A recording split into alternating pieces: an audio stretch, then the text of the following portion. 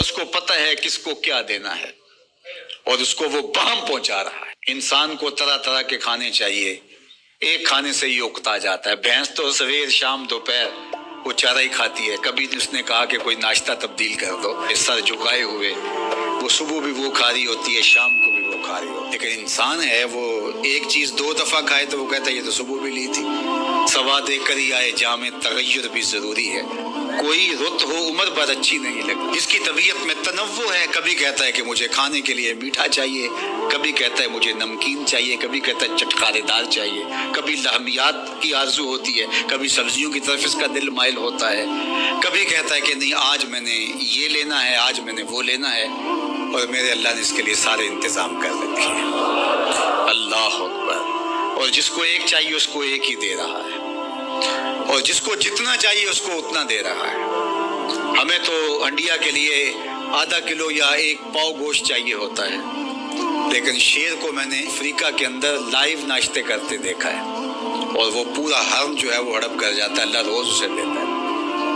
ہنس ایک پرندہ ہے، وہ سچے موتی کھاتا ہے، اور سچے موتی پنساری سے آپ لینے جائیں تو تولو ماشوں میں ملیں، اور وہ بھی لاکھوں روپے میں، اور وہ بھی تیقن سے آپ نہیں کہہ سکتے کہ اس میں 2 نمبری تو نہیں ہے، یہ واقعتاً صحیح ہے، چونکہ آج کل تو یہ چیزیں چلتی ہیں، لیکن اس کو پیٹ بھر کے چاہیے ہوتے ہیں صبح شام دوپہر۔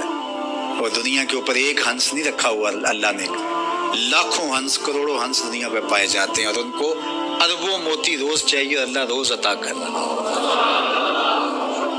تو یہ ہے اس کی ربوبیت، جس کو جو چاہیے وہ عطا کر رہا ہوتا ہے۔ رب العالمین، تمام جہانوں کا پالنے والا ہے۔ رب کا معنی علماء نے یہ کیا ہے، حضرت عبداللہ ابن عباس فرماتے ہیں انہ مالک الدنیا وانہ مالک الاخرى، یہ دنیا کا بھی مالک ہے اور آخرت کا بھی مالک ہے۔ رب یہ صرف دنیا میں ہی نہیں، آخرت کے اندر بھی اس کے خانے کرم پہ لوگ پل رہے ہوں گے، اور دنیا میں بھی اس کے خانے کرم پہ لوگ پل رہے ہیں۔ اب عالم کیا ہے؟ ما سوی اللہ کو عالم کہتے ہیں۔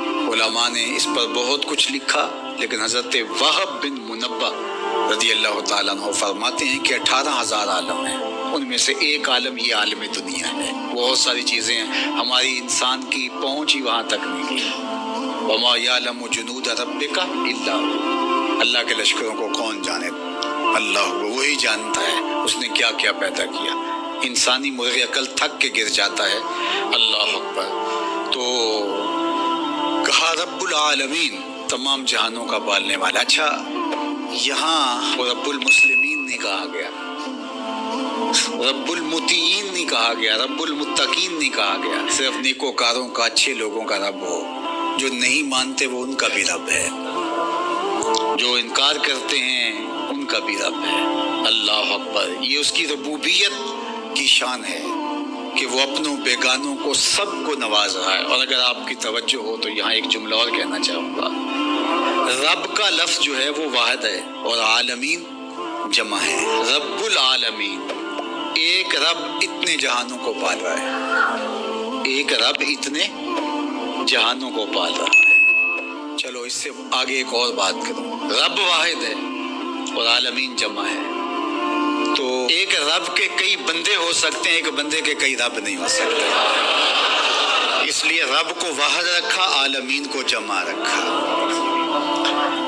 کیونکہ اگر ایک خادم جو ہے، ایک غلام 5-6 آقا رکھے تو ایک کہے پانی لے کے، اور دوسرا کہے کہ میرے حقے میں آگ بھرو، اور تیسرا کہے تو وہ کدھر جائے گا کدھر جائے گا، اور ایک آقا 100 خادموں سے بھی کام لے رہا ہے۔ تو رب کو واحد رکھا، عالمین کو جمع رکھا، اس لیے بندے کا رب ایک ہی ہو سکتا ہے، 360 نہیں ہو سکتے۔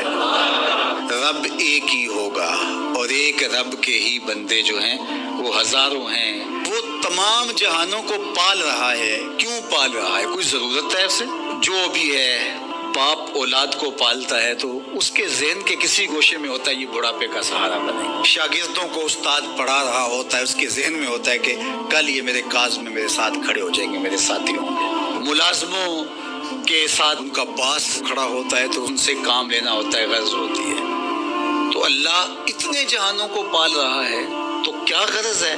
الرحمن الرحیم، محض رحمان ہے نا، اسے کوئی غرض نہیں، وہ رحمان ہے اور رحیم ہے، اور یوں ہی پال رہا ہے۔ جو نہیں مانتا اسے بھی پال رہا ہے، اور جو مان رہا ہے اسے بھی پال رہا ہے۔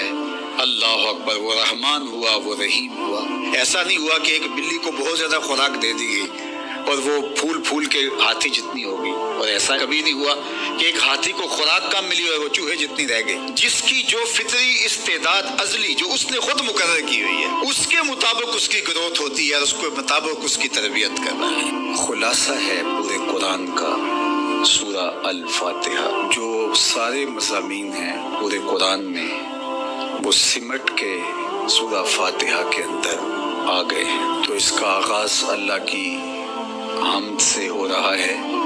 الحمدللہ، تمام خوبیاں اللہ کے لیے۔ کسی کے اختیاری حسن پر، کسی کے اختیاری جمال پر جو ثنا کی جاتی ہے، ستائش کی جاتی ہے، اسے حمد کہا جاتا ہے۔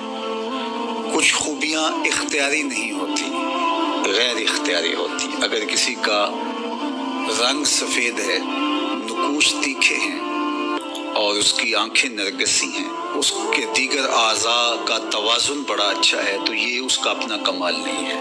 ایک شخص عالم ہے، اس نے بڑا محنت کی، آگے بڑھا، تو یہ اس نے محنت کر کے ایک چیز حاصل کی، تو اس کا وصف بیان کرنا اور اس پر ثنا کرنا یہ غیر اختیاری حسن نہیں ہے بلکہ اختیاری ہے۔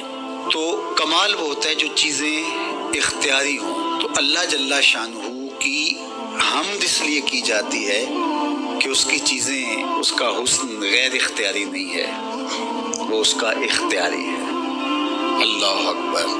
تو کسی کے اختیاری حسن پر تعریف حمد کہلاتی ہے، اور اگر وہ نعمت کے مقابلے میں ہو تو وہ حمد شکر کہلاتی ہے، اور اگر نعمت کے مقابلے میں نہ ہو تو اس کو حمد کہا جاتا ہے۔ حضرت کعب احبار رضی اللہ تعالی عنہ فرماتے ہیں کہ الحمد کی تفسیر ثناء اللہ ہے، اللہ کی ثنا، اللہ کی تعریف۔